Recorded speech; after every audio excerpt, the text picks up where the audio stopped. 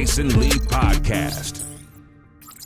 Yo, what up? We're back for another episode of the Jason Lee Podcast. Thank you to everybody out there sharing the link to this, because we can't grow if you don't want to support it. And we do know that we do this for you. I do this for you, and I appreciate all of you showing up. This is the show as part of the Jason Lee Experience, where I tell you what I think about all the hottest topics, and then my bullpen weighs in with me. Those of you I have been commenting, I'm reading the comments. I'm not obsessed with the comments because I'm not doing it for the comments. Whether you like or love it, don't matter. But as long as you keep showing up and talking shit, I do. All right, look, we got a lot to get into this episode of the Jason Lee Podcast. Again, the Jason Lee Show at Revolt is where all the cappuccino is sipped. But if you looked at the Sukiana interview this week, the lines of cappuccino and tea are getting blurred.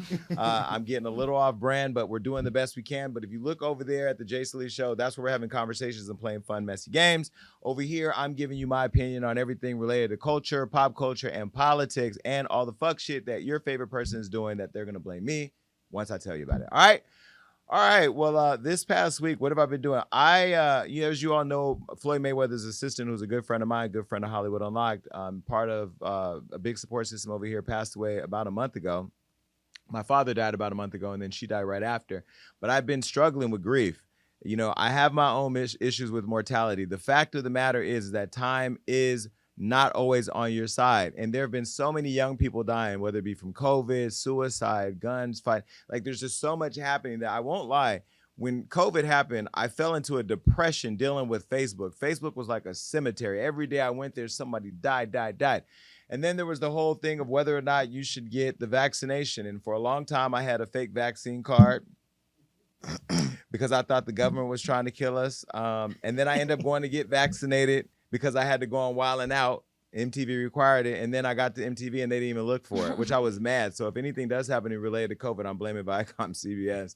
But no, I mean, there's so many people dying, so many young people dying. And I'm in a person that's an energy person. And so every time I look on Hollywood Unlocked, I was posting 9-year-old shot and killed, this person dies, this parent killed all their kids, or this school was shot up. I mean, it's literally just too much. And then on top of that, my dad died. And then on top of that, my friend died. So this past week, I told myself, staying consistent with what I believe in, that I'm not going to grieve anything past 3 weeks. I always say I'm not going to mourn anything past 3 weeks because I have staff that depend on me, my fans, my show, what I've built, my dreams, my brand, everything, my dogs, everything in my life is determined on me pulling through it. And I will say that on the exact third week, the day of the third week, I started to feel a lot better. And I remember telling myself, you got to push through this. You got to find yourself again, and you have to be able to be okay. I think the thing that bothered me the most, I want to talk about for those of you that are watching, because I'm sure a lot of you are grieving, family members have passed, friends have died, you know, just Facebook friends, people randomly, was that two things happened. One, what I learned in my dad's death was that so many people wanted to participate in my perceived grieving because somehow it validated their relationship with me. They didn't really care about me. They never asked about my dad before. They didn't know my dad. They didn't really care. And so I saw that and I felt it immediately, and they started projecting on me how I should feel.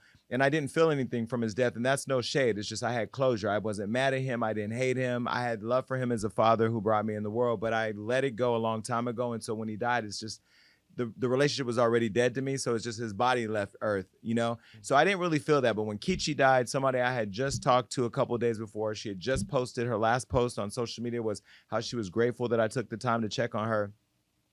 The fact that we were texting, and one of our last messages said this, when we were talking about my dad's death, literally one of the last few text messages to her, I said to her, this is a road we all will walk. And she did an exclamation point. She didn't know she was going to die 2 days later. What bothered me about that death was this is somebody who actually introduced me to Floyd Mayweather because she knew I had dreams and she knew he needed a friend at the time. He was going through stuff with Miss Jackson to be there. She put us together. And one of my earliest memories, when I got to his house, and I wrote about this in my book, God Must Have Forgotten About Me. He said, hi, I'm Floyd Mayweather. And, well, who are you? I said, I'm Jason Lee and I'm gay. And he was like, what? Like, I don't know no gay people. I said, no, nigga, you know some gay people. And me and her and him, we grabbed hands, the three of us, we ran outside, and he was laughing hysterically. And I remember we started talking, and we were so caught up in the craziness of our chemistry that Kitchie was just kind of standing there, and she looked at me and she goes, I don't need to be here. Y'all got this. And she left us. But what she did was she continuously pushed us to be friends. She pushed us to become closer. And he became a mentor of mine. and a brother of mine, and she played an instrumental part of that. When I told her I wanted to interview Mariah Carey, me and Rob, we flew into Aruba. As soon as we got to the table, she says, I'm going to call Mariah. She FaceTimes Mariah Carey. She then puts us in a group text together. I then build a relationship with Mariah Carey, who came to my award show.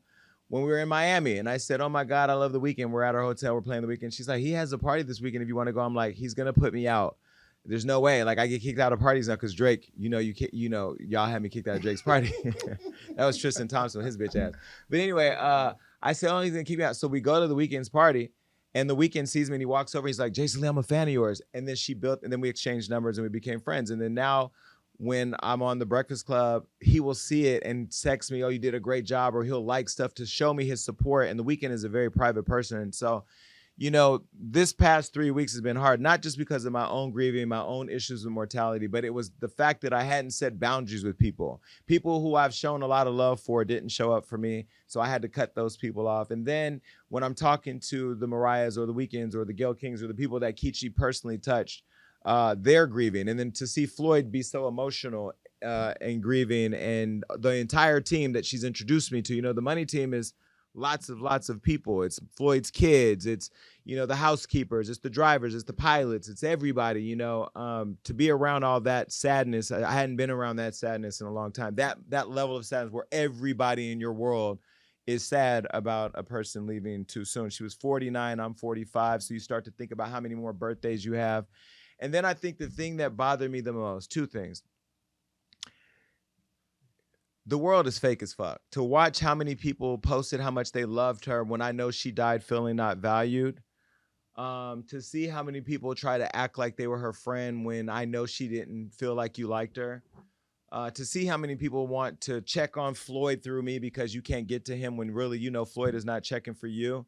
And you just want to feel the temperature of people's pain. The fact that her family had a private funeral without telling anybody. Just to me, the whole way that she's been dishonored in her death, to me, was very, very, very telling for many reasons. One, I know I was a good friend to her. So many people reached out to me saying that their last conversations with her were about me, how proud she was of Hollywood Unlocked, how she was looking forward to the award show. My team, who she would DM out the blue, my assistant, she would give advice to. When me and friends would fall out, she would still make sure that they were in the fold, Lee. But she was just a special person. And this is what I will say, because I am going to speak at her memorial this Saturday. The biggest thing that irritated us all about her was her obsession with Floyd. Was her obsession with Floyd, her obsession to always want to be around Floyd, her obsession to always be in Floyd's business. That was what bothered us the most. That's what bothered Floyd the most. But when you think about God and you think about God's protection and the way that he sends his angels to watch over you, you think about how Kitchie's every day of her life was dedicated to making sure this man's energy was positive, that his surroundings were positive, that the people around him were there for good reasons, that she was connected to everything that was in his world. And I think about that, and I told Floyd recently on a plane that I believe she was his angel. And when God is working in your life and he's putting angels around you to protect you, the devil shows up and does his job. And that's when you start to feel that angst to get God away from you. And I don't know why God took Kitchie this soon, but what I will say is that if she left anything on this earth for us all to see, is just be good to people. Take time to check in on people. It doesn't cost anything to give someone good advice or a good word. And I'm learning that too, because sometimes I'm so focused on my journey that that's all I see in front of me. But I also realize that life is short, and sometimes that last conversation you have with somebody will be the last thing that you have to live with and the last thing that they live with. I have no doubts that I was a good friend to her, but I wanted to share all this and didn't know I was going to share all this until I started talking. Because I see so many people hurt online, losing their children, losing their family members, losing losing life, that I want people to know that it's going to take you to play an active role in your healing. I have literally had my therapist talk to me. There was a day I couldn't even do therapy because I couldn't stop thinking about it. But I told myself the other day, you've been through more, you've been through worse. And what would she have wanted you to do? She would have wanted you to go be a part of this memorial, make sure it was fabulous, make sure that you were dressed fabulous, make sure that Floyd's okay, which I've done every day, but also just to continue to build this thing that she believed in. I wanted Hollywood Unlocked to be pink and white. When you can't start crying because I'm gonna get emotional. Yeah, I'm sorry. I wanted Hollywood Unlocked to be pink and white because I wanted it to connect with women. I'm like, okay, if I'm gonna connect with girls, they like pink. Girls don't like blue. I don't know. It's was baby pink. So she was like, I brought her a blue packet and a pink packet. She said, definitely the blue, because guys ain't gonna want to go to that. So I went to got the blue packet. So she was instrumental in many ways, but just a really good person. And death is a walk that we all will take. And make sure you have your shit buttoned up. Make sure you know what your plans are, because when you come to my funeral, we're gonna have a choir. We're gonna have singers. You're gonna be categorized by fashion brands. All the queens got to sit in the back. So Sean, if you got your fan, you got to be back there, because you're not gonna click that thing next to my family. My family gangsters. They may think it's a gun or something and shoot everything up, But no, life is short. People, be good to each other, and look, love on your friends. Love on your friends.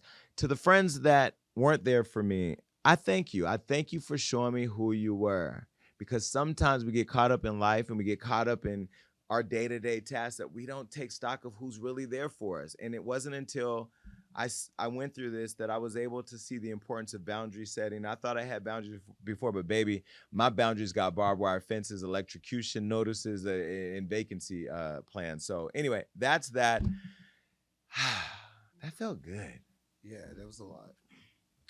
I love the message. I know you definitely touch those people, because people definitely grieve, and they grieve different. So yeah, Kitchie she was a good person. And the idea that a person that good, who was good to everybody, could die feeling not valued is crazy. It's crazy. And I blame it on, like, in her world, think about it. This was the gatekeeper to the richest athlete in the world, the most successful athlete in the world. So if you wanted to get to Floyd, you had to go through Kitchie. So every celebrity who wanted to talk to Floyd had to talk to Kitchie. There's celebrities trying to sing at her memorial. You will not be singing. Those songs will not be sang. I've already canceled. I've already put the memo in, because I knew who she liked, and I knew who she didn't hate, but I knew who she didn't feel respected her for her. People would call and build these fake relationships with her to get to Floyd. She knew that, though, and that's what I do love. She was aware of what everybody was. She loved Gayle King. She loved Usher. She loved The Weeknd. She loved Mariah Carey probably the most. She just was a really good person. But she loved Kevin Hart. She loved everybody. She loved my assistant. She loved Lee. She loved Rob. And I didn't even know she would be like DMing people in my life, checking on them. That's the type of person she was. We didn't even know how she found out so much time. But send your prayers to Floyd, because Floyd's lost a lot of people in the last year or so, and to watch him be so sad and broken. The first 3 days he didn't even get out of bed. I flew there to see him. He's just curled up in bed crying and not eating. So he's doing better now. I saw him at the fight this past week with Gervonta and Ryan, which, by the way, was a good damn fight. Well, it's a great fight. I was going to go to the fight. I bought tickets. I bought plane tickets. I got a hotel room. I was going to take a date, and then he got to talking shit, and I canceled everything. And I had 3 front row seats with my friends, and we ordered Taco Bell, and we sat in our robes, and we watched the fight, and we had a good time, and I saved probably $20,000. Period. Wait. I saved $20,000. That's first. That's new. Listen, Right. it's new. Shout out to my accounting team. No, I mean, did you guys watch the fight? No. Yes. Were you at my house? I was. Oh, yeah. I was in Buffalo, so You know what? Oh my God. Okay, let me first start to say, Ryan Garcia, you're a class act. I know you. Even though I tried to fight your brother in New York, I didn't know it was your brother. He probably would have knocked my ass out. And this is for something for all you niggas out there that think you tough because you come from the Blood and Crip gangs. Y'all gonna run up on one of these small Mexicans, they're gonna beat your ass. Damn. Ryan Garcia would have knocked me out with a 2-piece, and I wouldn't even seen it coming. But that goes back to, I got that hot mouth. I did have security with, arm behind me. But, it's still, you just never know. You talk to the wrong person. Correct. His brother walked up to me at the bar and had said some slick shit, and I turned around and said whatever I said. But then when I saw Ryan come up, I calmed it down. But Ryan, you're a class act. I think Ryan is a good-looking, very brandable class act gentleman. He's a great boxer, but baby, he got in that ring against Tank, Gervonta Davis, Baltimore-bred bully, young gorilla, young Mike Tyson, and it was not. Baby Floyd. Baby Floyd. Baby Right, Floyd. right, that's Baby a good Floyd, one. Baby That's a good Floyd. one. I like that. But one. he's now the face of boxing. Gervonta knocked him out in the 7th round, which he predicted. He knocked him down in the 2nd round. But when I was watching the fight, because I've been to Tank's training camps, I've seen Tank fight from everywhere from New York to Canada. I know Tank. He's been on my last podcast, and I've watched Ryan Garcia fight. I knew that Ryan Garcia had reach on him, but I knew that Tank's thing is uppercut. But here's when I knew Ryan fucked up. In the first round, when they're, that's first round. If you ever watch a Floyd Mayweather fight, for the first 3 rounds, Floyd's kind of filling you out. He's a defensive fighter, so he's filling you out. Look at my gay ass up here talking about sports like I know. I'm Okay, I'm shocked. shocked. I'm shocked that you're I'm talking like shook. this. I'm Okay, shook. My best details. friend is Floyd Mayweather. I've been to his fight. So I mean, you go to all Okay. the games front row, like Yeah. courtside, so you should know something by well, now. courtside for basketball for me, I'm just looking at which basketball player has the tightest ass. I really don't care. I don't know nothing about that. Football players, it's a fight between y'all. Anyway, no, with the boxers, one thing about Tank, when I saw that first round and I saw Ryan Garcia was trying to bully Tank and throwing all those punches and all up on him and pressing him, I said, one, Tank doesn't like to feel like he's being bullied and he don't like to feel like he's being embarrassed. He's about to go off. The 2nd round, when I saw that Ryan was letting him on the inside and he was like, Tank is known for uppercutting you. There's a video of Ryan online from years ago talking about Tank's uppercut and what he had to do to stay away from the uppercut, but he forgot it that night. Ryan, he knocked your ass out. But either way, I really liked them showing that they were a class act, and I love the fact that Floyd and Tank were there because they had fallen out some time ago, and Tank is no longer that affiliated with the money team, and Floyd, for whatever reason, the business just went separate ways. But I did see their connection in the ring, and I love that Floyd went up to him and whispered in his ear, "Go over there and congratulate the other boxer," and he did. And that's the class that makes Floyd Mayweather the best fighter that's ever lived because he's gonna beat your ass, but then he's gonna hug you afterwards, sort of like your parent, right? Exactly like your parent.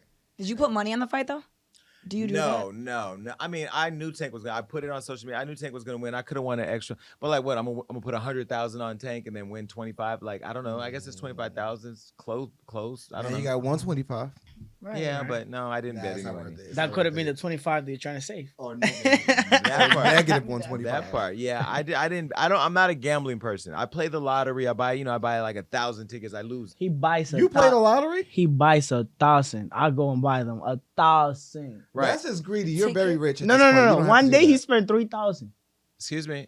There's people watching this. Oh. Yeah, I spent $3,000, but think about it. If I would have won $1 billion off of 3,000, now I will tell you now, all of what I said about loving your friends, no. If I win $1 billion, I probably would change all my phone numbers. Everybody would have to call Rico. What about me though? Since I play, if you win $1 billion, Yeah. the person who went to play it, that would be me. How much would I get? Right. Just curious. A tip. I would give you, okay, out of $1 billion, Out of a billion. I give you $1 million. How do you feel about that? You Is that Hey, enough? I'm rich. 1.5, you don't got to pay taxes. 1.5 is better. No, but- I'll give him $1 million check. I mean, Like- I put it in his business, so then the business can write it off. All right. So you keep playing those tickets. But he gonna have kids and have to pay. Rico child gonna have support 7 kids. Wow. Exactly. Why are you gonna pay 24 child with no support? kids. Just put it in the air. For now. that he knows of. Okay, well, listen, that's been my week.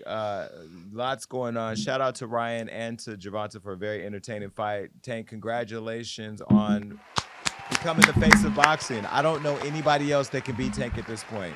People are saying Ryan should get a rematch. I don't know that Ryan should get a rematch. I think he fought the best he could. Both had no knockouts at the time. Now, of course, Ryan, you got knocked out. But I loved how Ryan showed him a lot of grace afterwards. He talked about God. Like, Ryan is a good guy. And Ryan came out to a God song, a church song. Wait, it should have been. That That should have been a huge problem when Tank came out with Chief Keef. With Chief Keef, I was Why? gonna say. Because I'm not gonna lie, it's like somebody who learned English, listening to Chief Keef area, seeing him come out. Chief Keef has been low key ever since what, 2015, done that. 2016, like no, Since those rape allegations. and allegedly, Allegedly. and Allegedly. yeah, for seeing that, because like I said, I was in Buffalo, so I wanted wasn't to see aware. Lil Baby come out. I wanted to see, Busta Rhymes. But he come got out. flagged because all he did was lip sync it and like bop around with his. But it's the little fact that you got Chief Keef, like, Right. But why you do got- rappers lip sing? It's not even really singing. Right. It's not like you're Beyonce Lip doing rap. flips and stuff, Right, cartwheels. Like, I don't understand why rappers lip sync. I don't get that. Yeah, well, I mean, they're probably performing to a track because it's TV, so you want to play a TV track because they got to get the song clear. I don't know, right? I want you guys to start coming out with attractive rappers. I don't know, maybe like Moneybagg Yo is more attractive and jewelry, and he's fly, he's clean looking. Lil Durk would have been better. But Chief Keef is one of the same time as Lil Durk, so Yeah, that's they're kind of like the Chicago's- same thing. Chicago rappers. Standing up. Nah. Gervonta's from Baltimore. Oh. He could have came out with Lil Mo. I mean, No, he could have came out with Krishan No, because she's no, from. no, Isn't she no, from no. Baltimore? Krishan, she's pregnant. Well, Allegedly. Allegedly. Because she was pregnant last time, too. either but- way, That and would've been cool. Wait, and speaking of boxing, Blueface beat up the guy. He Hey, fought. I was- Krishan was there that night too. Yeah. That was I good. saw that. Blueface, I've said is my celebrity crush. Now he is my Lord. celebrity crush. I want a Crip to fight for me like that, but I don't want to say too much because then he probably will never call me again. But nah, I like Blueface. Blueface could have performed. He's more, he's attractive. I don't know. Oh, he was fighting, so he couldn't. Okay. Well, either way, shout out to Blueface. And those of you that say Blueface is not attractive, if you go over there and Google his penis, I bet you'll change your mind. Okay. What? All right. Well, anyway, enough of that. I feel like we're already in this segment. Let's get to the tea with Desiigner.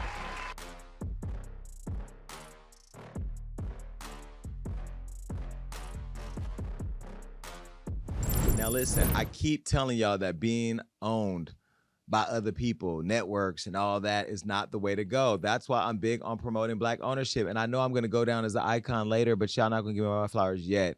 I give myself my own flowers. Not right now. Please, God. Not right now. Not right now. Okay. But anyway, Don Lemon has been terminated by CNN. Everybody has seen this online. I've texted Don. This is probably how Don looked at my text when I texted him because he ain't text me back. But anyway, news recently broke out that Tucker Carlson, who's over at Fox News, left, that Don Lemon is now leaving CNN. Both are rival networks. But Don is now being let go, and he was terminated immediately. He didn't know from what he said on social media, which I'll get into in a minute, that he was going to be let go. Typically, when you're fired from work, you kind of see things coming. Don has had a rough couple weeks, couple months or whatever, but we'll get into that.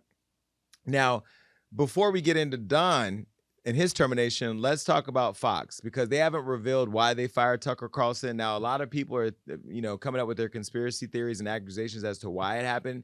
There was rampant misogyny in the workplace that were, being reported by lots of women. And then remember, Fox News just went through this huge lawsuit, multi-billion-dollar lawsuit, where they end up having to pay over $700 million as a result, 787.7 to be exact. Damn, that's almost like when you win the Super Lotto and they take some of your money out. But either way, they lost this fight to a company called Dominion. And the Dominion was the company that basically they're involved with the elections, that Fox News had ran this whole theory that they had falsified the election results for Joe Biden to win. Remember, that's when all the white people climbed up the Capitol trying to kill the Vice President, Nancy Pelosi, all that. You can go watch Pelosi in the House if you want to see that in real time.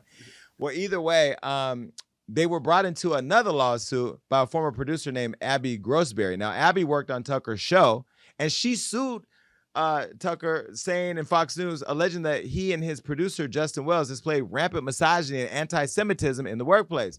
So now, what that basically means is he's had a lot of negative shit to say about women, and now this woman is taking him out, which I find ironic. All this Me Too shit and all this misogyny stuff, it all happens at a time when people are under fire. It's like sort of like one knife's in their gut, might as well stick the rest in their heart. Okay, now Carlson is now joining Tucker. Carlson is now Don Lemon, who was also fired at the same time and accused of the same thing. Now let me show you a photo of Don Lemon. This is Don, me and Don. This is us. Boy, I was cold that day. Remember, Marina? Mm-hmm. This was us in D.C. He had a much more happier smile at the time. He was employed. And we ran into each other. Oh, we got matching coats on, too. Come on, coach. Both got on Come glasses. on, Pico. Both got And on nice glasses. Both got on glasses. Both got on coats. Both gay. Anyway, we were there at the White House together when they were signing in the bill of marriage equality. And So you saw Sam Smith. I did see Sam Smith. He was really round. And he was dressed properly that day, too. But he was round on the Grammys, too, though. Very round. Well, I don't know. That performance was a lot. Well, anyway, Don Lemon went to his Twitter to reveal that his agent told him that he was terminated after spending 17 years with the network. This is what he said. He said, I was informed this morning by my agent that I have been terminated by CNN. I'm stunned. After 17 years at CNN, I would have thought that someone in management would have had the decency to tell me directly. At no time was I ever given any indication that I would not be able to continue to do the work I have loved at the network. It is clear that there are some larger issues at play. With that said, I want to thank my colleagues and the many teams I've worked with for an incredible run. They are the most talented journalists in the business, and I wish them all the best. Now, the crazy part about Don Lemon, I will tell you in his work ethic, because I've seen Don Lemon multiple times, but it's always in D.C. I went to Dubai, came back to the United States, went to the vice president's Christmas party, and Don was there. And I'm like, yo, what are you doing? Don had flown in that day for the Christmas party, was flying back out. When he came to the White House the day we saw him, he flew in to cover that event and was flying right back out that same day to be on the morning show in the morning. So his level of commitment to the organization was amazing. Now, CNN didn't like what Don had to say, because typically when you start to shake shit up and go out there and tell your truth, here come the people. CNN said this: CNN and Don have parted ways. Don will forever be a part of the CNN family, and we thank him for his contributions over the past 17 years. We wish him well, and we will be cheering him on in his future endeavors. Don's statement about this morning's events is inaccurate. He was offered an opportunity to meet with management, but instead released a statement on Twitter. Now, I don't really know about that, because CNN's not being clear. They said he had a chance to meet with management, and he's saying that he didn't. But either way, now, according to the New York Times, and what they're saying is that there's an interview was conducted last week with a guy named Vivek. I don't even know his last name, but he's running he's part of the Republican Party running to be president, or he wants to be. He's the GOP? Mm-hmm. The GOP? Mm-hmm. Good old polls. I don't know. Anyway.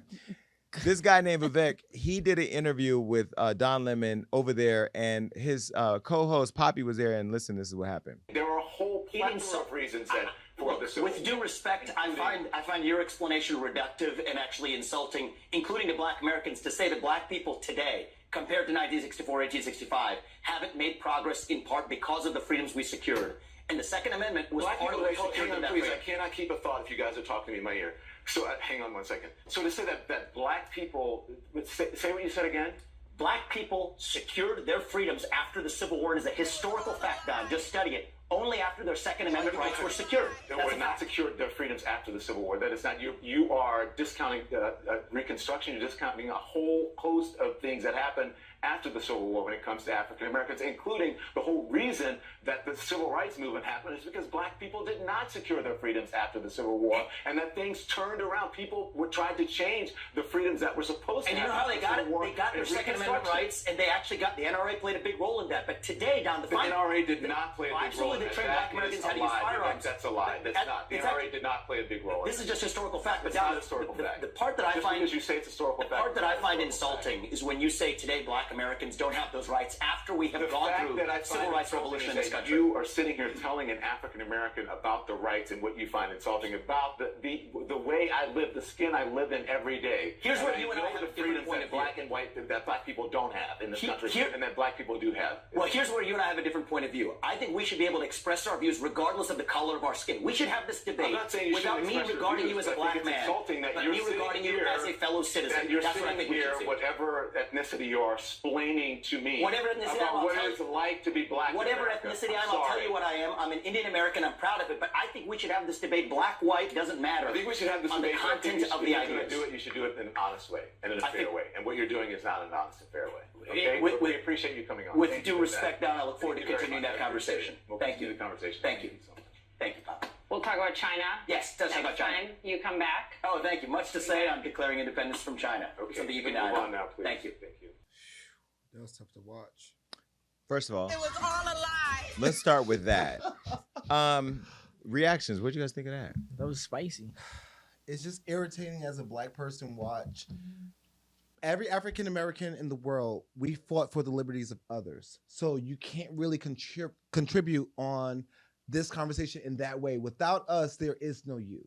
So I understand what both parties are saying, but we have a Black History Month for a reason, because of the icons and the sacrifice that we made for every other minority in this group. So you cannot talk unless your people died, beat, hanged, lynched, burned, all of the above. You get what I'm saying? Enslaved, put in prison, Right. So deny reparations. we're also disrespected in that way because, like, they call us lazy, they call us all of this crap, but we fought for everybody. And you're here talking crap from one perspective, not seeing the whole lens. Also, how are you the guest being disrespectful to Dom on his own platform? That's just crazy to me. I don't like that.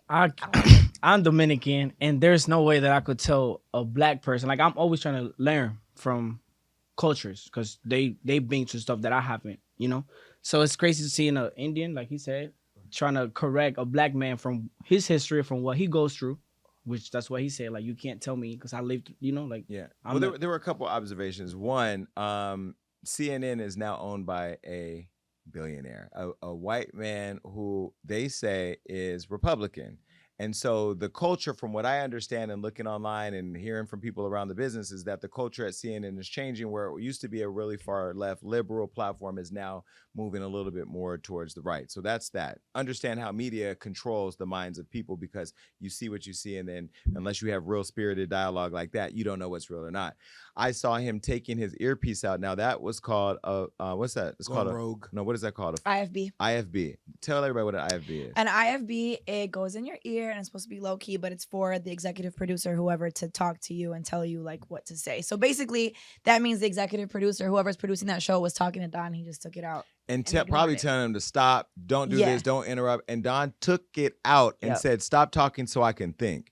Now, when you let a black person have free thought, that's what happens. The truth comes out. Now, I don't know what made you think coming there to try to win the hearts of Americans to vote for you to be our leader, a leader of the free world, would make sense if we can't have a conversation with free thought. On top of that, you are also telling a black man the black Americans experience, where I think it's the audacity that you would project. It's just like, I can't even imagine why white people sometimes tell us to go back to our country when y'all brought us over here to build this motherfucker for free and still ain't gave us shit. So it's the audacity for me. But what I loved about what Don did was he gave us what journalists should be doing. You should be questioning their theories. You should, especially if they're running for president. You should be challenging their thoughts or their positions on things. And I think him sitting there saying that he was offended at a black man for saying a black person's experience, I think that was just wild speak. And so for him to get let go, if that was the reason, was a problem. Now, I will say this spicy interview followed a recent expose done by Variety saying that Don was a diva. He's gay. What is a diva? Yeah, is another word for a hustler. Like me. Like, you know how sometimes I'm like walking around the house in a Versace robe being extra?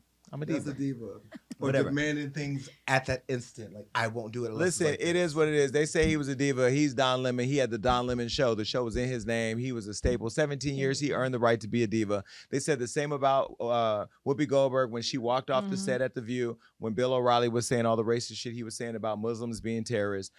Black people cannot sit in the room with racism. We just can't sit in there and eat it. White people want us up there so black people tune in, but want us to digest the bullshit that black people will be able to call bullshit when they see us going through it. Well, either way, they said he was a diva, and he was also a misogynist by alienating and mocking his female coworkers for nearly 2 decades. Now, some of the things they said that Don did was mock Nancy Grace on air. And do we have a picture of Nancy Grace? Okay, well, if you saw what Nancy Grace looked like, you'd mock her too. Her hair was ridiculous, but whatever. It's not misogynist. Maybe it could be, but I don't know. And Soledad O'Brien. Now, Soledad is a black girl that people do respect, but he told her she wasn't black enough, allegedly, right? Allegedly. She's mixed. 10% rule in America. For me, it's a 1-drop rule. You're black, whatever. Well, they said that she wasn't black enough to host Black in America, that it should have been somebody who was blacker. Now, after they did this expose, Don's team claimed the accusations were false anecdotes and had no concrete evidence. And less than a month later, now he's been terminated. So I don't know. That's just a lot for me. I just do think that Don was good for CNN. I just feel like for me, if I worked at a place for 17 years, that's like a solid relationship. That's like being in a relationship with a man or whoever for 17 years and your mutual friend is like, actually, y'all are not together no more. Your boyfriend doesn't want to be with you. The fact that, because I love how Dom said, like, they didn't even tell me. Like, they didn't even tell him and sit him down. Like, if it just makes no sense. I think it goes back to what Jason always preaches, ownership. Like, if he had ownership in this show, this could never have happened to him. And that's why it's important for Black people to have ownership in their productions, their podcasts. That's why I see you fight hard, and I understand it, because had Don had ownership, they could never have taken him off a platform that he built. Black people are only watching CNN because we see Don because he looks like us. Just so you know. Well, That's and this is why when I went on Angie Martinez's show, the Angie Martinez show at Power 105, she's been legendary at Hot 97, then Power 105, but she didn't own anything. So all those interviews, she don't own the audio. She don't. Yeah, you got the fame, you got the money, you got the check, but now she owns IRL, her podcast, and she's having huge interviews over it. She owns the digital content, she owns the audio content. Like she can license it all out. Like if she plays her position, she can do well with that. Well, either way, shout out to her because she's a boss. And another boss that says, "Don't worry, Donnie, he got your back," is Rick Ross said he'll hire you at Wingstop. Look. It's the biggest boss in the game, Ricky Rose.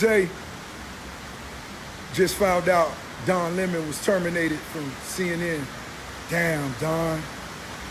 But guess what? The brothers got your back. We hiring it at Wingstop. And for some reason, I believe you know what you're doing with them lemon pepper wings. So, man, just send over your resume. Well, it was 17 years. But I'm going to make sure I get you in front of the right grill, brother. Stay solid, brother. Just came up with a wonderful idea. Well, really, Don, you helped me come up with this, but I need to hit the team over at Rapstar Energy Drink and let them know we should introduce the Don Lemon flavor. What y'all think? What y'all think? Hey, Don, I'm going to bust it. Hey, we got you, brother. Don Lemon. Rick, I hate you. I hate you. Rick, you know, I will say, Rick, the shady moments. Number one, Rick is going to use every opportunity to promote Wingstop, which he's an owner of, and his drink, this other drink. Number one. Number two, why did you go outside in front of a waterfall to send a message to a man who just lost his job and who still allegedly is owed $25 million? That's shade. Number three, why you say you're going to introduce him to a girl to talk to about which grill to get in front of when you're a boss and he's a boss and you can. So basically you're saying you're a boss, he's an employee, he can talk to an employee. And then the other thing is, Rick, stay out of the Hollywood Unlocked DMs because every time we post a serious story, you always go in there and say, take him to Wingstop, or you make a Wingstop reference. But it's the marketing for me. Congratulations to the biggest boss so far, even though you haven't been over here. You and your girlfriend, Pretty V, should come. All right. Well, Phil Jackson is in the news. Now, we all know Phil Jackson to be a legendary. He is legendary. He's iconic. No, he really is. Okay. He is known for coaching some of the biggest, most famous basketball players in the world. But now he's in some shit. Former NBA coach Phil Jackson recently called out the NBA and politics intersecting, specifically when the league began to support Black Lives Matter. Now, we all know that all lives matter. For all you white people watching, hey, white people, we love you, but we know that all lives matter, but we know that Black lives don't matter as much as all the other lives, which is why Black Lives Matter became a thing.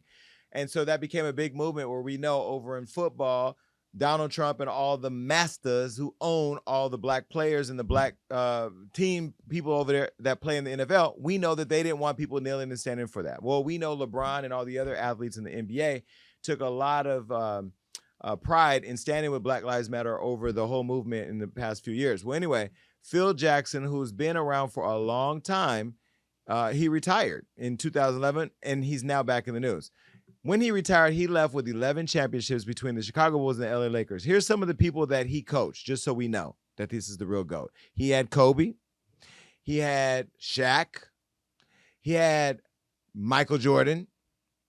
He had Scottie Pippen. He had Dennis Rodman and many others.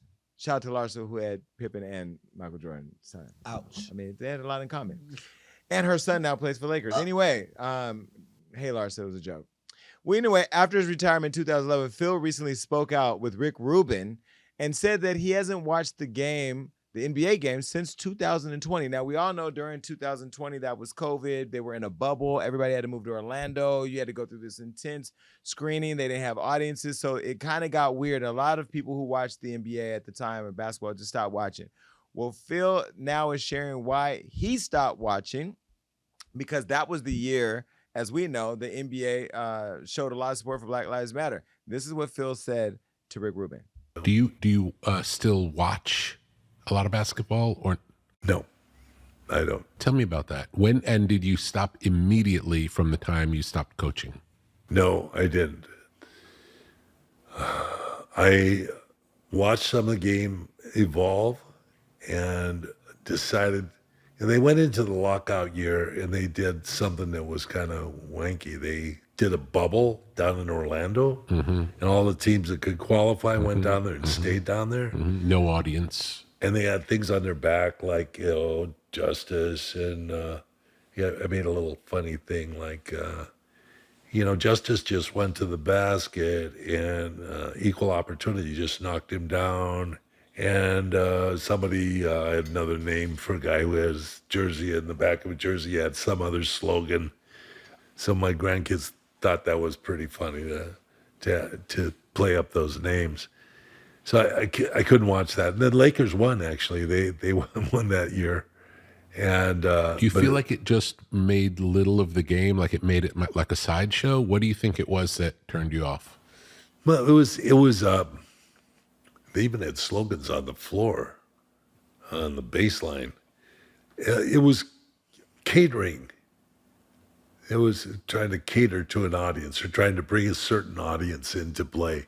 And they didn't know it was turning other people off, People want to see sports as non-political. We've had a lot of different type of players that have gone on to be like, Bill Bradley was a senator, number of baseball players been representatives and senators and political, but their politics stay out of the game. Yeah, it's separate. Doesn't need to be there. Well, Phil, if they say that basketball and football are American sports, why can't we show how un-American America is? I mean, yes, Black people come and play. Most people that I see on the courts of these basketball teams are Black.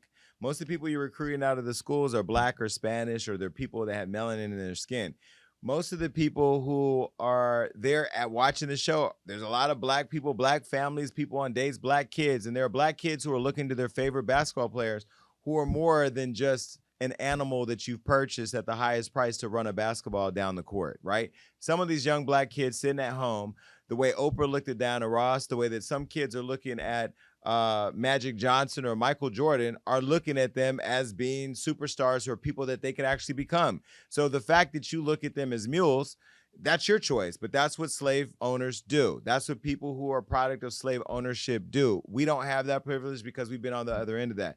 But to say that these slogans on the ground, which we just showed the photo, Black Lives Matter, is a bad thing, maybe it's because the players wanted it there. And the players should have a say-so in how these teams govern. Now, when I think about sports and I think about what Floyd has been able to do, we talked about Floyd at the top of the thing.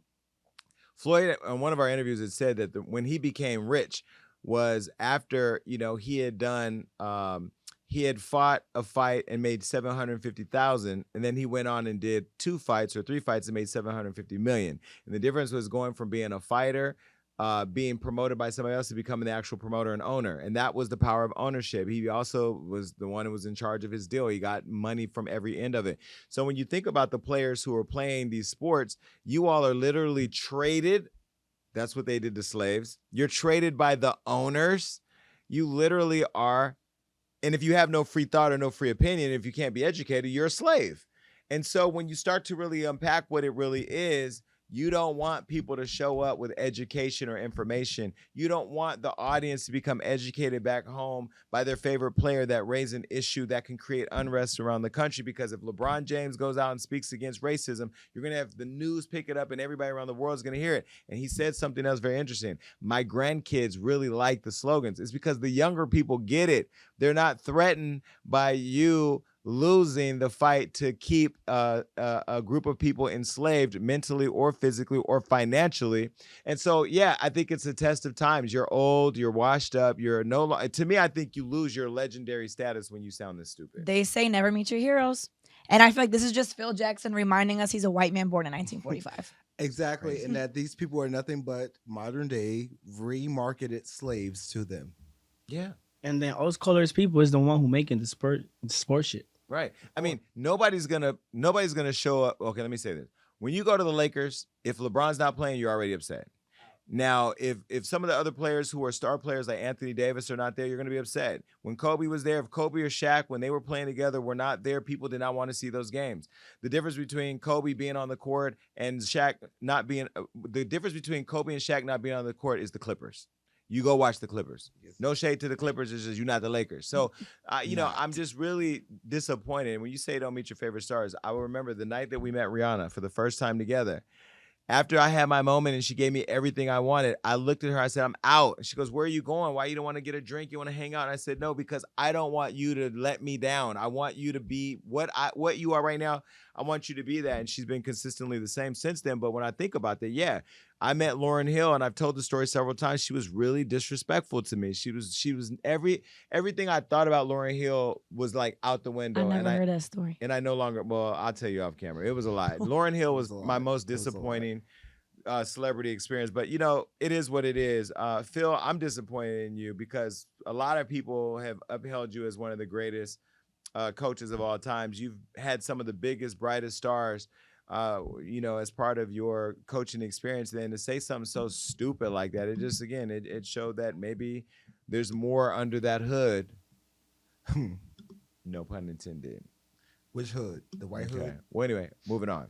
All right. Well, speaking about more under the hood, Jonathan Majors, he's back in the news. Now, last week I brought up Jonathan Majors. Now, Jonathan, you should have came on Hollywood Unlocked or at the Jason Lee Show before all this happened because there's not much I can do to defend you, but you might not need it because after his New York City arrest saying that he had allegedly beat his girl, remember there was all that, there were text messages shared or whatever, they've been trying to prove his innocence. They've been going on and on and on, releasing text messages and saying that he's not guilty, although he's lost almost everything. He lost his management team, he lost his PR team, he lost his Army endorsement, and there's even this deal over at Disney where he's supposed to be in a new Marvel film, and now that's on the chopping block, potentially. Now, if you don't know what I'm talking about, or you've been living under a rock, let me catch you up. Jonathan is a black man. He's a big black man. He's a big black man. He hasn't always been a big black man, but this big black man was dating a little white girl. And in dating a white girl, they were somehow in a car, and she's saying she caught him cheating or texting with another woman. And then when she confronted him, he allegedly slapped her, and that he put his hands around her neck. I'm going to say allegedly because I wasn't there. Allegedly. And that he was strangling her. Strangling? God, that's a... Damn, is he? Well, anyway, in their first attempt to prove his innocence, his lawyer released those text messages. Remember that? Here are the text messages. So those of you listening on the podcast, wherever they're streamed, make sure you go over to YouTube and check it out. But there's these text messages that came up where basically they're saying or allegedly saying that she admitted that he didn't hurt her or whatever. Well, since that happened, that didn't stop him from getting dropped by everybody. And I told you he'd been dropped by. Well, now there was a report that more people were coming forward, that there were other abuse victims, because that's what happens. That's what happened in Cosby's case, even though he was found not guilty, or he was found guilty, but then he was later released, right? That's what happens. Once somebody starts, here comes an avalanche of people that want to sign on to it. Well, anyway, they said that there were all these other abuse victims that were going to come forward and that they were cooperating with the DA's office. Well, Jonathan's team then said that they provided irrefutable evidence to the DA, claiming that the charges were false and they were confident that he would be fully exonerated. Now, Jonathan's attorney also said that there was a video shooting down his ex's claims, and sure enough, after they shared a photo of Jonathan's ex in the club, a full video surfaced of her partying after the incident, during which she had told police she sustained a broken finger and an ear laceration. Do we have the video? If we do, go ahead and play it. This is the video right here. That's the girl going to the club. With all white people. Mm-hmm. There she is at the club, at the bar, getting a drink. Now, you guys got to come over here and watch this.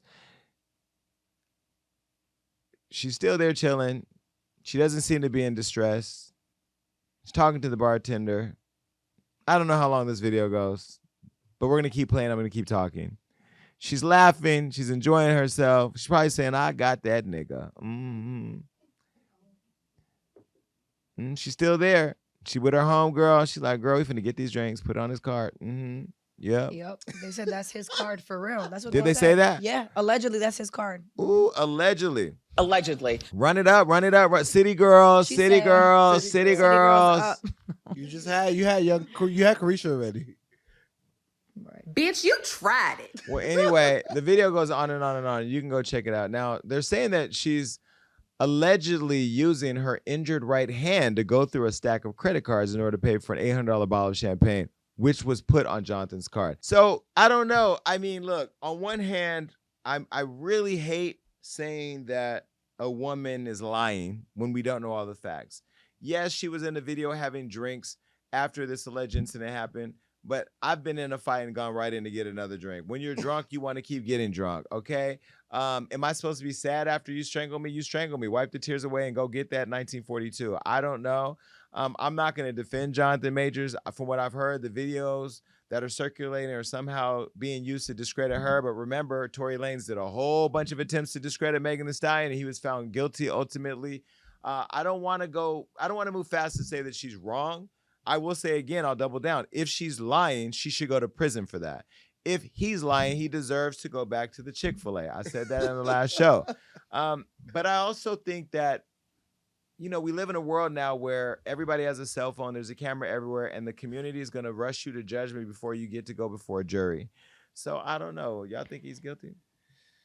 I don't want to say yes or no, but I just hope for the sake of his career, I hope there's another video that comes out or something to further prove it. Because I do think that you can be hurt by your partner or your abuser and still go out, just like you were saying. Yeah. I feel like this is not showing anything, but I just hope there's more because I love Jonathan Majors. It looked like she was turning up low key. Like, you know how it happens. Like, you know, we go out, it's always fun, then liquor gets involved, and then it goes left.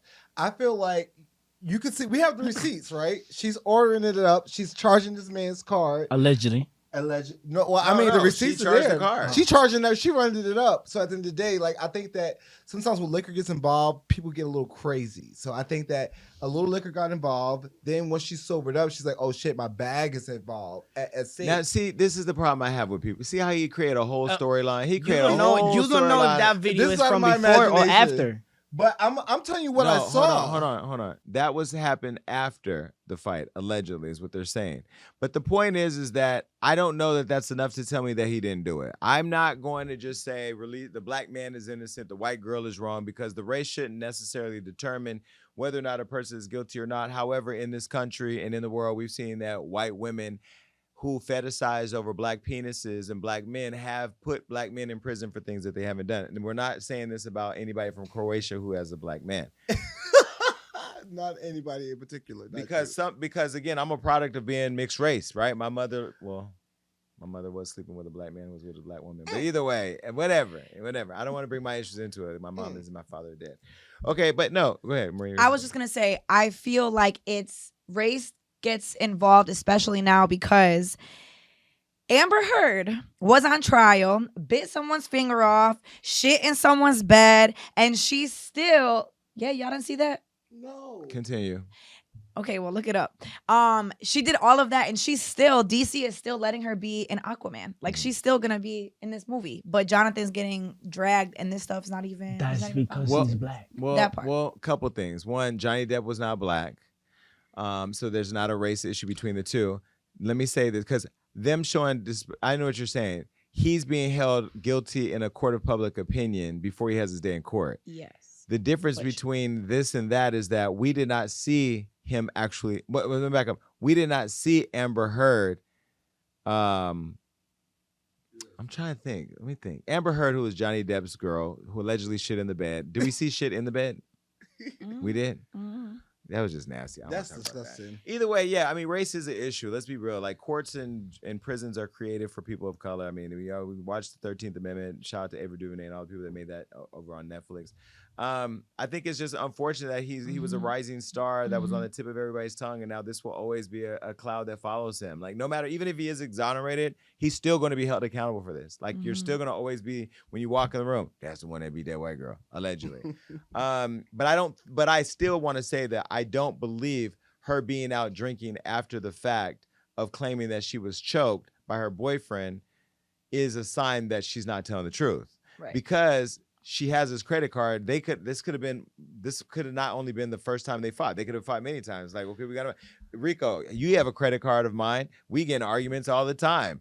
just because we argue all of a sudden now you can't go down and take the dogs to handle something. No, I mean, you have the credit card. I you get know? what you're saying. So I don't know. That's also because you're being honest, and the situation is honest. I don't think her situation is as honest. I feel like she saw some text messages. She saw her spot was being compromised, so she turned up. And a lot of When's the last time we heard this story? The other day. No. We've been hearing it. A woman who was in a car with her boyfriend and saw text messages. Right. So again, I don't want to be rushed to judgment, and I'm just going to leave it at that. All right. Well, listen, I feel bad talking about this next story because I actually like Desiigner, but I do feel like I'm talking about somebody with a mental health disorder because Desiigner, if you've ever had a conversation with him, it's literally like that's literally how he talks. He talks in sound effects. So I don't know what sound effect he was making last week when he was on this flight, but he got on his Delta flight and he's been arrested now for allegedly exposing himself on an airplane. They're saying that he was masturbating. I don't know if he was struggling to masturbate. I don't know if he was coming up with a new sound for a new song. I don't know if he was mid-sentence. I don't know. But after the news broke, the rapper released a statement and said that he was struggling with mental health. I told you he had a mental health issue. And he'd be seeking help and logging into a facility or getting into a facility. Now, before his statement, the FBI said that after Desiigner performed in Asia, he was on a Delta flight on his way back home to Minneapolis when attendants caught him with his penis out in first class. Now, they're saying that they caught Desiigner masturbating, and they asked him several times to stop and then sent him to the back of the plane for his two friends to watch him. It was the friends being. That sounds kinky as hell. I'm just saying. No, because he seasoned up. Well, it doesn't. No, let's be very clear because I want to make sure we're. I sit in first class, and when people travel with me, they're either in premium economy or they're behind me in the other cabin. But so it makes sense that your friends are behind you or whatever, unless they fly first class, it's their choice. But so I understand that if when you go to host a show or perform at a show, they'll do one first class ticket and then the rest fly coach or premium economy or whatever. Now they sent his friends back there for them. They sent him back there with his friends to watch him. Now the FBI is also saying that there was a jar of Vaseline. Oh no. The FBI is saying that a jar of Vaseline dropped in the aisle, okay, as the rapper got up to switch seats. So they're saying that allegedly he was using Vaseline to beat his meat, which I will tell you is so old school. I haven't used Vaseline for masturbation since I was in my teens, since I was like 19 or maybe 20. But now allegedly Desiigner is saying that it all happened because he didn't really get much cootie in Japan. Okay, you know what? Hold on. I don't understand because you didn't get enough cootie and that he was brick hard when he got on the plane. Did he release these statements? This is what he told the FBI? Where's the public? Wait, is this what he told the FBI? Allegedly. There's no recording, but that's the quote. Hold on. So Allegedly. he allegedly said because he didn't get no cootie and because he was rock hard, brick hard, he had to use the Vaseline to beat his meat in first class. Maybe the Vaseline was chapstick. We don't know if it was used for that. Well, the FBI is telling us what happened. That he was. They said the FBI is saying that he was allegedly aroused by the flight attendant and kind of showed her the magic stick, thinking it would give her encouragement. He also claimed that he wasn't under the during the incident, but released this statement. This is what he said. No. What he said was, for the past few months, I've not been okay, and I have been struggling to come to terms with what is going on. While overseas for a concert I performed at, I had to be admitted into a hospital. I was not thinking clearly. They gave me meds, and I had to hop on a plane home. I'm ashamed of my actions that happened on that plane. I landed back to the States, and I'm admitting myself in a facility to help me. I will be canceling all of my shows and all my obligations until further notice. Mental health is real, guys. Please pray for me. If you're not feeling like yourself, please masturbate. No, it says please get help. As he should. Like, that is insane. You're in first class. You're a flight attendant. You just got the job. You about to travel the world. You're trying to ask somebody if they want cranberry or orange, and they have their dick out. Like, how do you respond to that? Well, in all fairness, when you're in first class, you're typically in a seat by yourself. You are, but it's like you're first center. Like, you're the center stage. Like, you're the first one to get served. So if your dick is out, they're going to see it first. Well, I think he had some type of interaction with the flight attendants. He saw her. He got turned on, And he tried to like do what most rappers do. Listen, he could have went to the bathroom like all of us do. Like, why do you? I mean, I'm not the only person that's ever done anything sexual on a plane. I've done it in a bathroom. I'm sure I haven't had sex with nobody on a plane. Oh. No, but I mean, have guys masturbate on planes? Of course, but in a bathroom, you're in a bathroom with the door shut, locked. Yes, you can stay in there longer. People may think you're taking a shit, but who cares if it doesn't stink when you go outside? That's better than you pulling out your penis because you're asking the flight attendant for a bag of nuts. Wait, well. That would be me. But either way, like you didn't have to do that, designer. You've now been charged with indecent exposure, which you deserve. But some people online are now saying that he's playing into mental health as a result of getting caught. And they're saying that you're claiming mental health as a strategy for finding some way of getting out of trouble. Well, you know, this country's implementing a new system where they're recommending that we implement a new system to ban people from flying who do stuff like this on planes. I don't want to be sitting next to you in first class while you're masturbating, unless you come from the following countries: Brazil, Dominican Republic, Puerto Rico's our country. You know, South Africa. No, just don't do it. I just don't understand it. There's no mental health involved. You just were being a nasty nigga. Right, and you got caught, and now your publicist wrote a nice statement for you. But the thing about it is, a lot of these rappers feel like they're above the law. He's like, I'm gonna jack off and get this, B word, words with which. I'm gonna get her because I'm gonna jack off first class because I paid all this money. But no, you about to. Can you please stop making the gesture? Though? I know. I can't help it. I can't help it. It's like come second nature. And neither could he. And so, right, and that's why he's in the predicament he's in. Well, now you're in one because Marina's uncomfortable. I'm sorry. Me too. No. Rico's not uncomfortable. He's Dominican. What? First of all, what does that got to do with anything? Right. You know what I mean. I've been to DR. They are not jacking off on the streets and the plane. DR. They're not? Okay. They are not. I've been to DR. Go there. They are jacking off on the street. They do have a bathhouse that some of my friends have. Some of his friends, not me. What is going on? Well, you went to a bar. You say you went to a bar, but all right. This is the way the story went because he's trying to lie. No, I went to DR. No, we went to DR. Somebody told me to go to a bar. I walked in there. People were in there in towels. So I was like, "What the fuck is going on?" And then so you I'm not like that at all. And then you got in the towel. No, I did not. I walked around. I was like, "Why is it dark in here?" And then I went in there and I said, "Oh, they're all in towels in here." I got out of there. You definitely stayed. I did not. You told me to come. I did not. I told you I was not coming. It was all men. Guys, he's making it up. If I was going to stay, I would tell you I'm going to stay. Because if it was at my interest, I would have stayed. But it wasn't of my interest, so I did not stay.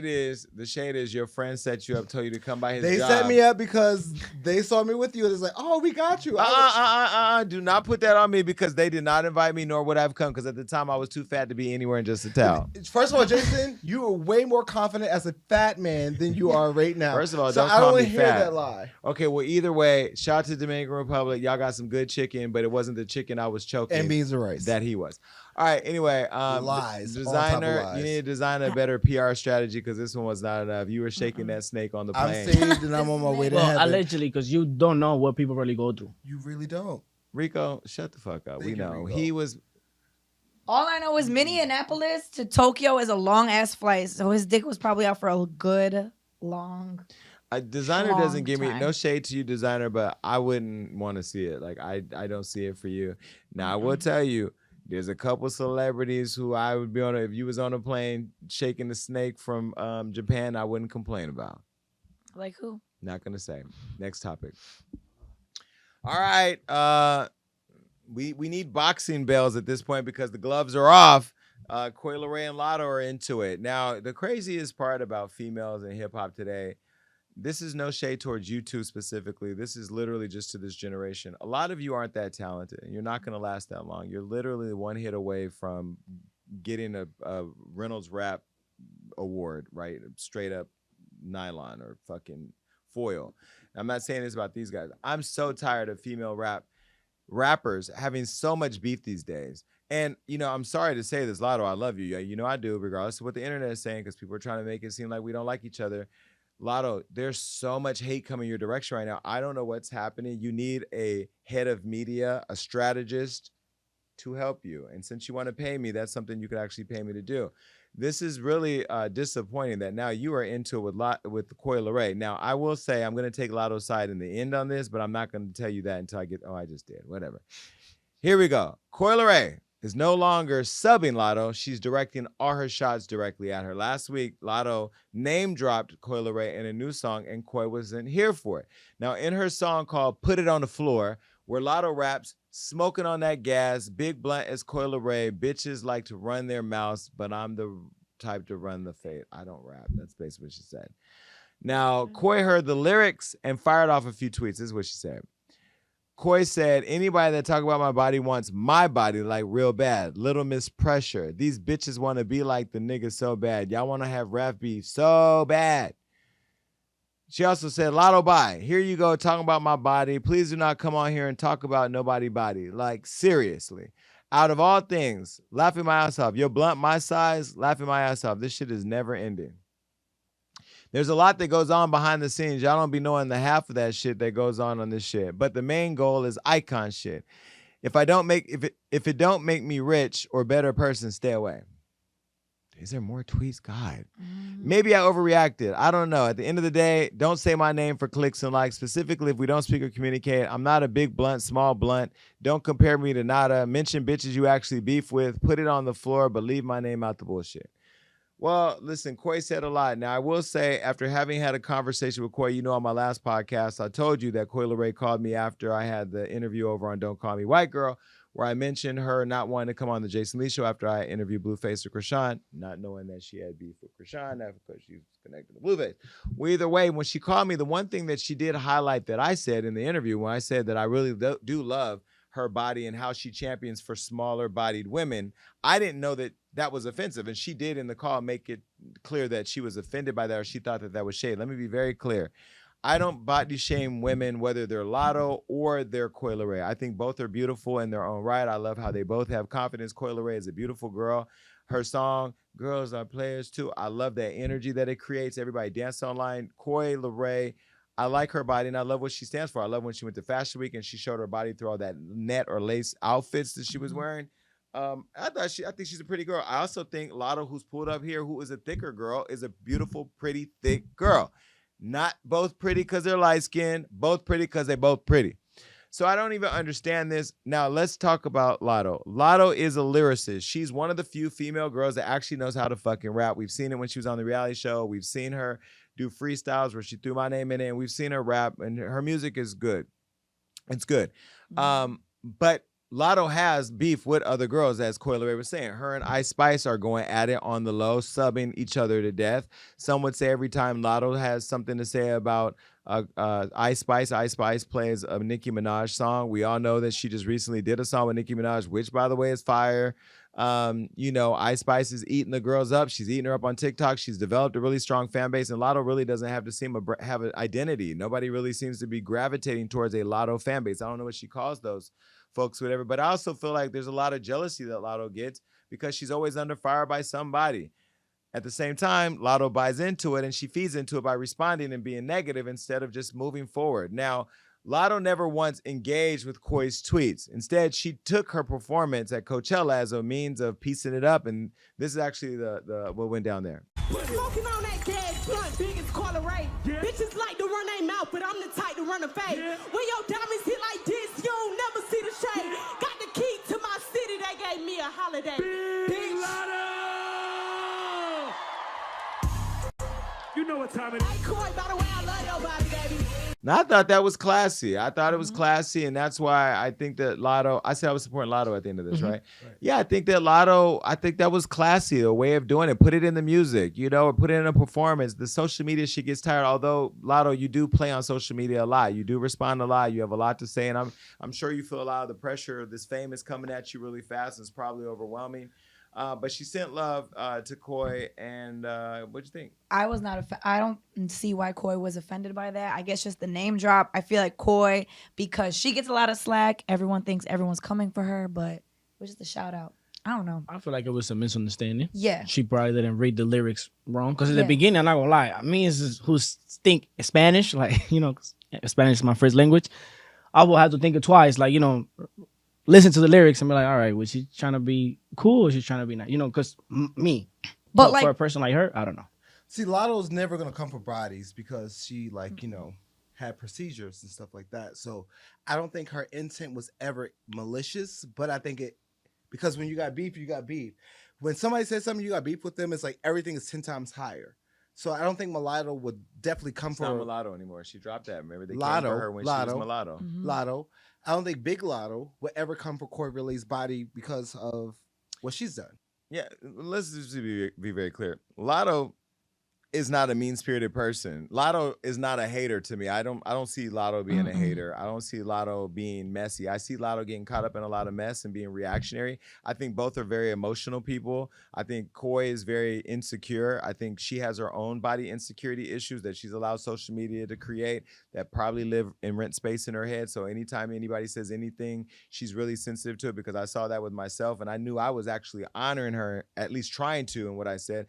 But I think there's an opportunity, because I will say, unlike what she did with Latto, she actually told me how she felt, and it allowed me to see that it offended her. So now I'll be very clear. Anytime I talk about her, I reference her, I won't be talking about her body, because I find her confidence in her body size beautiful. And I love the fact that she is bringing up an issue that many people wouldn't even think about. Most people wouldn't look at her and say, oh, she has an issue with her body. So thank you, Coi Leray, for putting that on people's minds, because I do think you're using your platform in a positive way. I also don't think her tweets were too negative. I think it was just pretty much saying, look, stop talking about my body. Let's stop making this a thing.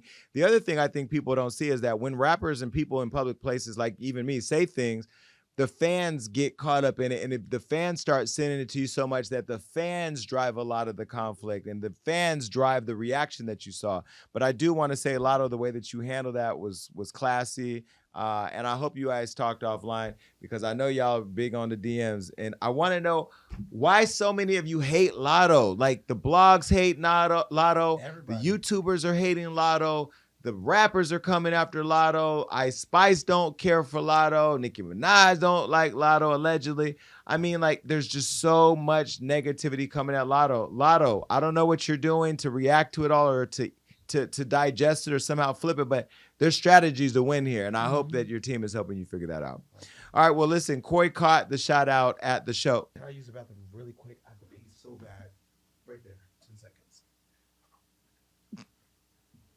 No, you're not using my bathroom. And the show must go on. Coi caught the shout out and responded with love. This is what she said.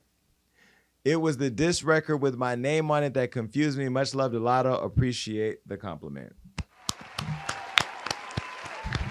All three of us are happy for her. And we're absolutely not editing the fact that he literally ran out of here to go and pee. Sorry, Lee. I feel like Lee would clap too. Yeah, he would have. Let's clap for Lee too. Okay.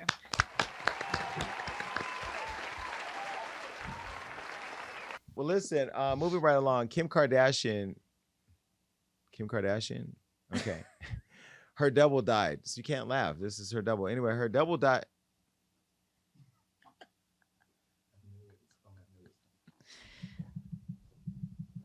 We're in the show, so we're I still remember going. when Andrew said you had a BBL. I know that this is actually a good time for you to walk in on the segment, because we're talking about plastic surgery. You work out with me. And I've definitely thought you had a BBL. And you Let's work out move with me. along. You had the procedure. Never. Okay. That's because he want one. Allegedly. I don't. Nobody touches my butt, so I'm not worried about that. Nobody touches mine. Don't you dare. Allegedly. Okay. Anyway, Kim Kardashian double dies post-surgery. This person who looks like a Kim Kardashian, she wanted to look like Kim Kardashian dies. Anyway, 2 episodes ago, we spoke about a former Versace model who paid $600,000 to look like Kim Kardashian. Now we're back to talk about another woman who did the same thing, but now she's died. Now, last time we spoke about Jennifer Pampelona. She's a 24-year-old who underwent 40 procedures. Let me show you a picture of Jennifer. This is Jennifer. Remember, she said that she wasn't happy with becoming Kim, and she spent all this money. And anyway, she spent like over $700,000. Well, anyway, she said that she was sad and didn't want to do that. She ended up dropping another $120,000 to revert back to what she looked like before. So in total, she spent $720,000. Now, since we spoke about Jennifer, another woman who had several procedures that look like Kim Kardashian has gone viral. And sadly, it's because she died. The woman's name is Christina Ashton Gurkani. Now, let me show you a picture of her. She's a 34-year-old OnlyFans model. And she was only 34 when she died of a heart attack. Now, this was following her last cosmetic procedure. It's so crazy. You went in to look like Kim Kardashian, had a procedure, and then died. Blood on the leaves. That's a song by Kanye. Anyway. Christina's family confirmed that after a recent procedure this month, she was recovering in the hospital when she went into cardiac arrest and died. So they've set up a GoFundMe account, which we're not going to promote because we don't do that here at the show or at Hollywood Unlocked. But either way, she's dead. I don't know why y'all want to look like Kim Kardashian or any celebrity. Go look like you. Rihanna looks like Rihanna. I've had a procedure to lose weight, but that was because I wanted to be healthier, not because I wanted to look like Drake. I just happen to look better than him. Anyway, it's sad. Who's to blame? Is Kim Kardashian to blame? Her titties are to blame. Her new titties gave her that heart First attack. of all, you're supposed to get before you get work done, you have to go get lab work done from a real doctor to let you know you're healthy enough. Okay. Yeah, but a lab work's not going to tell you an act of God is coming. But it'll tell you yo, you got markers you shouldn't get on this table. A lot of these people are just paying doctors and just going and getting crap done. And you're not healthy enough, and then that lady looked like she actually looks close to Kim. I can't lie, but she looks like she had a lot of work done. She looked real close to Kim. Put the picture back up. But closer than the other lady. Nah. Here's the deal. Y'all ladies need to stop going into these doctors with pictures of Kim made up, saying I want to look like that, because Kim not made up is more beautiful than when she is made up. I've told you this before. I've seen Kim without makeup a few times. Kim is beautiful. Oh, side note, it just reminded me of the time I saw Kim with the same outfit on. Remember I told you I went to All-Star, she had that one jacket on, and then I went to Sunday service, she had the same jacket on. So Kim showed us that we're human. And that's the problem. That's the Kim that y'all don't see. She's human. She washed her clothes like she don't, but she rewears her clothes like I do. She doesn't wear makeup and get dressed up every day like, what? You don't watch shows either? You don't rewear clothes? I didn't say I wash, I don't wash my clothes, but I rewear my clothes. You don't. I haven't worn this before. That's cute. You don't rewear clothes because you're like, I had this on already, I'm throwing it away or something like that. No, that's not true. Anyway. You just reminded me you're at my house way too much. I be trying to go home, but not until the chef's done cooking. Not a second before and not a second after. That's why his greedy ass came to my house and ate the shrimp, and he's allergic to shellfish. Because he tried to kill me. Well, didn't do my job well enough, did I? Either way, speaking of death, this woman is dead, and so is this topic. Move on. And now it's time for my favorite part of the show: Thoughts and Prayers.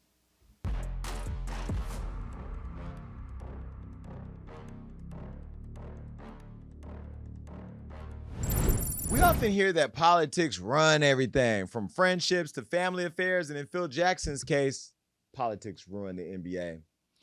While politics does have a way of seeping into our daily lives, Black lives matter too. And Black Lives Matter taking over sports shouldn't be viewed as a negative. After all, the bank accounts of the white owners didn't show any negatives when the Black players were told to shut up and dribble. Because as long as the Black boys show up and do as you say, and put on a good show, you can sit back in your balcony boxes laughing all the way to the bank.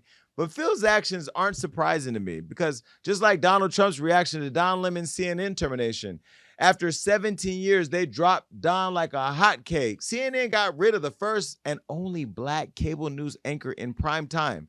And according to Trump, it happened later than it should have. See, this is the type of politics that should be censored. Trump ruined politics. Hell, he ruined America, and some of y'all would let him do it again. But I'm here to let you know and to tell you that he doesn't deserve any more chances. Lock him up.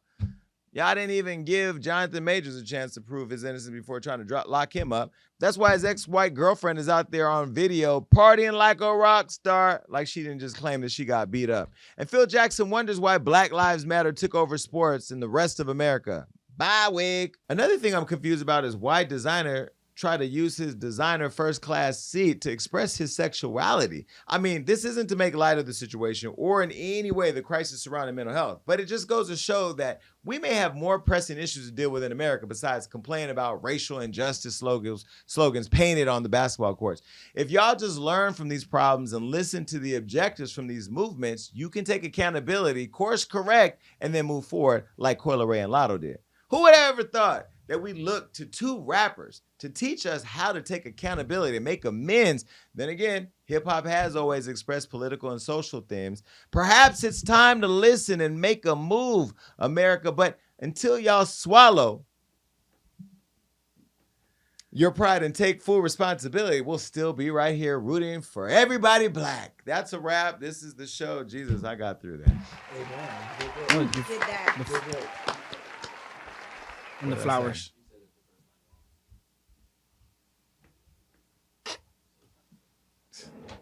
I don't know what Rico learned in Buffalo, but this nigga done came back with too much different type of energy. It's getting on my fucking nerves. You're doing good. Oh. That's it.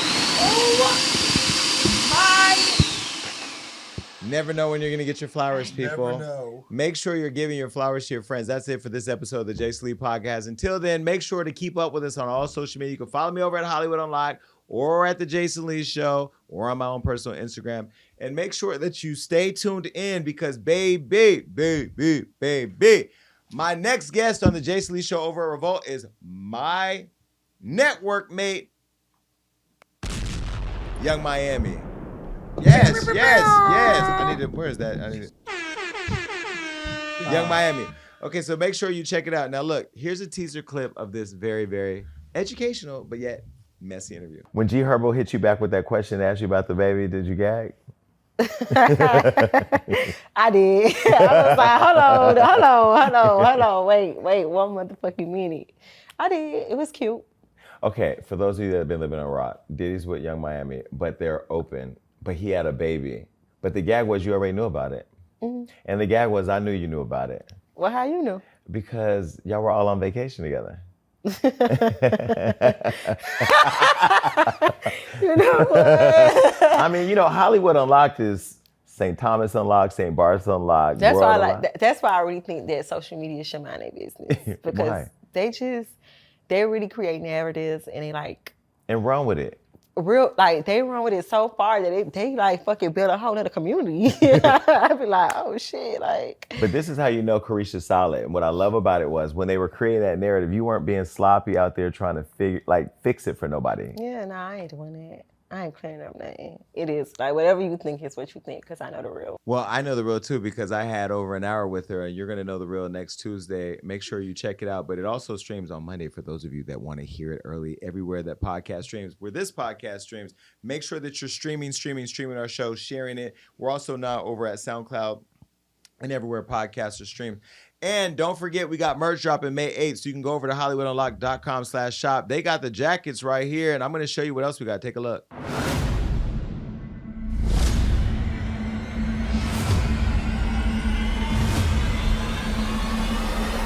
The Gag Nation line is finally here.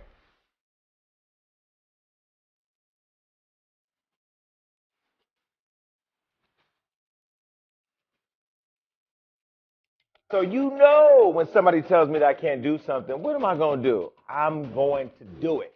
So I didn't just build my own show, The Jason Lee Show. I built my own merch line too. Why? Because the Gag Nation, all of you, you're my family. And everything's fire. Trust me, we got sneakers, robes, hoodies, slides, mugs, and a smoker's bundle with trays and grinders for all y'all that do all of that. It's a limited time drop. It's only here one time, so once it's sold out, you're never going to get it again. So head over right now to the website, HollywoodUnlocked.com/shop to secure your spot right now.